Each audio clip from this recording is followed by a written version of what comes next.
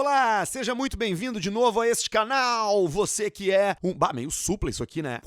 Você que é um membro recorrente deste canal, seja muito bem-vindo novamente. Espero que você goste do vídeo de hoje. E você que chegou agora, que está chegando nesse momento, muito mais obrigado ainda. Porque se você caiu aqui, eu espero que você goste do que eu tô fazendo. E aí, se você gostar, seu garotinho e sua garotinha, vocês vão clicar aqui embaixo, aqui, ó, no se inscreva-se, pra você se inscrever no meu canal. E aí me ajudar também aqui, né? A ficar fazendo conteúdo, criando esses vídeos aí, tá? Que eu tô fazendo com bastante carinho. E também, clica no sininho pra ativar as notificações ali, pra receber quando chega vídeo novo. Especialmente agora, hoje, né, que eu tô lançando essa nova série aqui no canal, essa nova playlist de conteúdo, que eu espero que vocês gostem. Se vocês gostarem, vocês fazem isso. Também entra lá no grupo Vivendo de Podcast no Telegram, que o nome é Vivendo de Podcast, mas é uma comunidade de criadores de conteúdo. Tem gente do Brasil inteiro ali, falando sobre podcast, sobre vídeo, sobre videocast, sobre de tudo envolvendo conteúdo ali. Dá uma chegada lá que tá bem legal. Telegram todo mundo tem, é só clicar ali, tu já vai direto, já tá tudo certo. Mas hoje, meus amigos, a gente vai iniciar uma nova série aqui nesse canal. E essa série se chama Personagens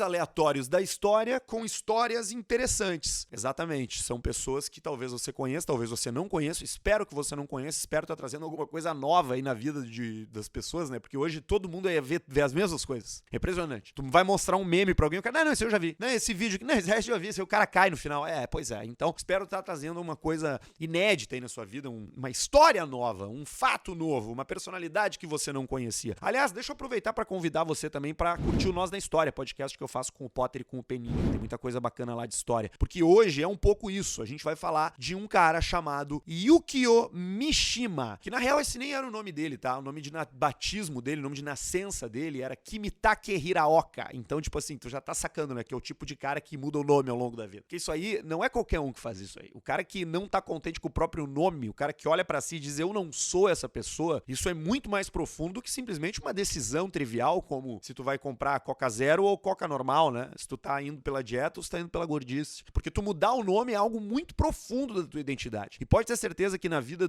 agora eu nem lembro qual é que era o nome real, do Yukio Mishima, que é por como ele ficou conhecido, você vai entender a transformação profunda que houve na alma desse japa muito doido. Ele nasceu em 1925 e ele era doidaço, ele era piradão. Mas até antes dele ficar piradão e doidaço, ele já era, né? Mas mais recluso, mais por casa, assim. Ele foi um grande escritor, ele foi uma das grandes personalidades japonesas ao longo do pós-guerra, né? Ali após a Segunda Guerra Mundial, depois da bomba lá, terminou que os Estados Unidos meio que tomaram conta do país. O Yukio Mishima, ele foi um japonês notório, conhecido no mundo inteiro. Diziam na época que ele era o segundo japonês mais famoso do mundo, né? O primeiro era o cara da Sony, que estava introduzindo vários produtos de altíssima qualidade tecnológica, e isso estava botando o Japão como esse país da tecnologia ali nos anos 60, 70 e tal, né? E que o Yukio Mishima seria o segundo cara, justamente por ser um escritor muito conhecido, com muitos livros traduzidos, com muitos livros vendidos, um escritor com 3 indicações ao Nobel da Literatura. Além disso, ele era roteirista,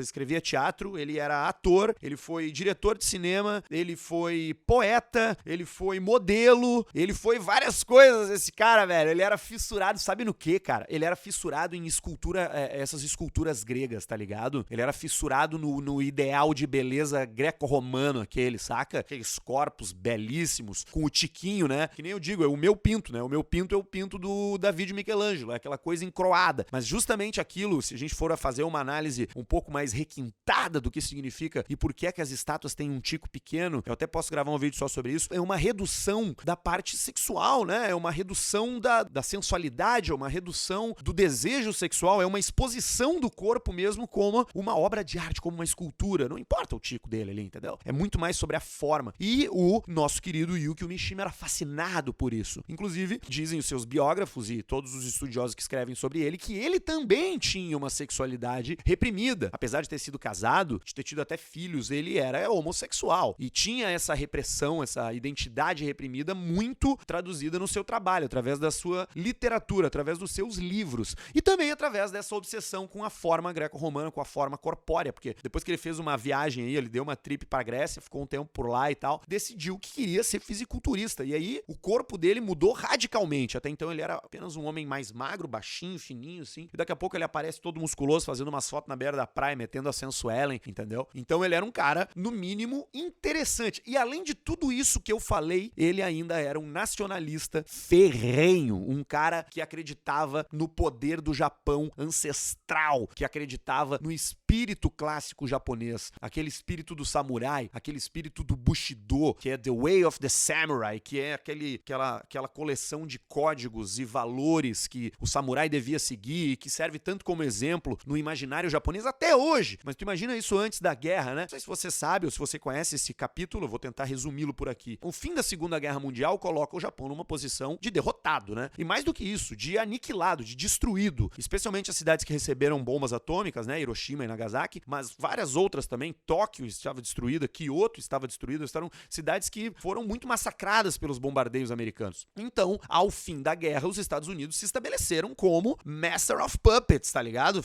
Entraram lá para ser os coordenadores daquela nova política japonesa, os coordenadores da reconstrução do país. Apesar de terem mexido pouco na estrutura de poder ali, segue sendo o imperador, segue sendo a referência moral do país. Inclusive, ao fim da guerra, ele dá um discurso clássico, onde ele diz que o imperador não é imortal, porque até então os japoneses acreditavam que o imperador era filho direto de Deus, era uma criatura iluminada, era a representação de Deus na Terra, assim como os reis, né, na medieval, mas tu imagina isso num Japão já no século XX, então é muito mais interessante, né? E aí, os Estados Unidos toma controle do país, coloca bases militares, começa a reorganizar a Zaibatsu, que eram as empresas que já existiam antes da guerra, para potencializar o Japão como um país que é poderoso economicamente. Então isso coloca, além da coisa política e organizacional no país, muita pressão cultural. E o Yukio Mishima criticava justamente isso, como os japoneses haviam se distanciado daqueles valores samurais e colado nesses valores supérfluos de consumo, de comprar, de gastar dinheiro, que era uma coisa bastante americana, né? Só que então, o Yukio Mishima, depois de ter escrito vários livros, ter ficado muito famoso, ter ganho grana pra caramba, morar, apesar de criticar muito o mundo ocidental, numa casa com colunas gregas lindas e um pátio super ocidental maravilhoso, o Yukio Mishima resolveu criar uma milícia. Ele criou uma milícia. Ele juntou uma galera lá da volta dele, uns caras que admiravam ele, falou: olha só, agora é o seguinte, nós vamos criar um exército aqui, porque se o imperador precisar da gente pra lutar contra os comunistas, nós temos que estar pronto. Ah, mas nós vamos usar arma? Não, nós não vamos usar arma, nós vamos ter as espadas, porque nós somos samurai, entendeu? A gente é samurai, a gente vai restabelecer a ordem através dos valores da coragem, da honra, do respeito, da não sei o que. E é isso aí, foi isso que ele fez. Juntou uma galera, treinou os caras, deu várias entrevistas na época sobre isso, e tá lá, a milícia, como é que era o nome? Escudo da Sociedade, uma coisa assim, não lembro agora, Tataki, eu acho, em japonês, sei lá, a Bárbara vai botar aqui pra vocês ler o nome certo em japonês desse negócio aí. Mas o lance é que ele criou essa milícia em 1968, num Japão que estava sendo arrasado por vários protestos estudantis em universidades. Tem um gigantesco que ocorre na Universidade de Tóquio, né? Em 1968, a universidade fica sitiada meses por alunos. Então, no meio dessa loucura toda de uma opressão forte, né? Reprimindo essa coisa dos movimentos estudantis de esquerda, aquele medo de que os comunistas iam tomar conta, que meio que aconteceu no mundo inteiro, né? No Brasil, essa foi a desculpa pro golpe militar em 64. Isso aconteceu em vários países da América Central, aconteceu no Oriente Médio, na África aconteceu demais, e no Japão também houve um flerte com esse momento das revoluções em 1968, o ano que nunca acabou, né? Botaram na cabeça do Yukio Mishima que ele precisava proteger a porra do imperador com um exército de louco de espada, entendeu? E foi isso que ele fez. E ele levou isso tão a sério que ele, em algum momento, esse cara super artístico, super flamboyant, que gostava de se aparecer peladão, bonitão, escrevia livros, os livros super vendidos, um cara bastante artístico e teatral, né? O nosso amigo Yukio Mishima, ele decide que ele deve dar um golpe de estado no Japão. Pois é. Decide que ele vai fazer uma tentativa de incitação ao golpe militar no Japão. E ele vai fazer isso com quem? Com os soldados? Não. Com a polícia? Não. Ele vai fazer com a turma dele, com os fiel, entendeu? A família. Nós aqui da milícia que não tem arma, que só tem espada, nós vamos tomar conta desse país. E é o que eles fazem. Tem um dia 25 de novembro de 1970, os caras acordam e dizem: é hoje que nós vamos lá. Eles botam os uniformes, caixas de espada, entram entre 5 ou 6 dentro de um carro da casa do Yukio Mishima e vão para o quartel-general do exército japonês em Tóquio. Chegando lá, eles entram no quartel, rendem o comandante, trancam o cara numa sala e Yukio Mishima vai até a sacada na frente do exército, onde estão todos os soldados, e dá esse discurso.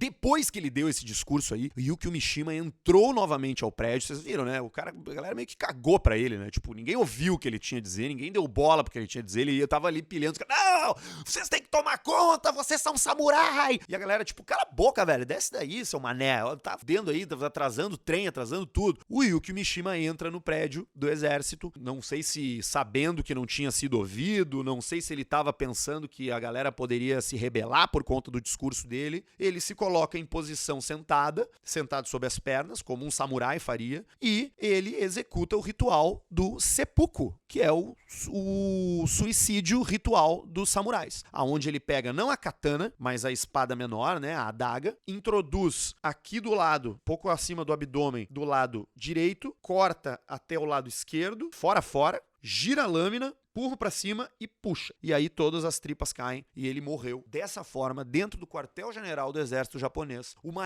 dos maiores escritores, uma das maiores personalidades da história japonesa, depois de ter criado sua própria milícia, depois de ter tirado fotos peladão ali, bonitas e tal, o cara meteu essa. A discussão que acontece no mundo após esse fato é gigantesca, se fala muito disso no mundo inteiro. Várias pessoas interpretam como um ato político, a maioria interpreta como um ato artístico, porque ele tinha essa veia teatral, essa coisa de querer fazer uma grande cena, né? Ele já tinha lançado um filme 3 anos antes, ou 2 anos antes, onde ele performava um seppuku fake diante da câmera, então ele já tava flertando com essa ideia aí, né? De daqui a pouco se matar num ápice, assim, teatral, gigantesco, chamando super atenção. Mas o fato é que Yukio Mishima se matou por um ponto e ele estava errado, porque não aconteceu nada do que ele queria com a coisa lá, do virar, né? Do assumir uma ditadura militar no Japão a partir desse discurso dele. Isso não rolou! O que a gente tira de aprendizado? A próxima vez que você quiser que algo aconteça, não seja extremo, porque se não acontecer, se não der certo, tu não vai ter perdido um braço, né? Tu não vai ter raspado a cabeça pra cumprir uma promessa, né? E tu não vai, muito menos ainda, ter se suicidado com uma espada no Japão em 1970. Mas, por favor, se você ficou interessado nessa história, dá mais uma procurada nesse cara, Yukio Mishima. Ele tem vários livros publicados, tem bastante coisa em português. É bem legal, apesar dele ser esse malucão aí, é muito interessante poder olhar pros malucões, né? São as pessoas mais interessantes que existem, são os doidaços. Espero que você tenha curtido. Daqui a pouco tem mais um vídeo dessa série. Te inscreve no canal e ativa as notificações. Beijo.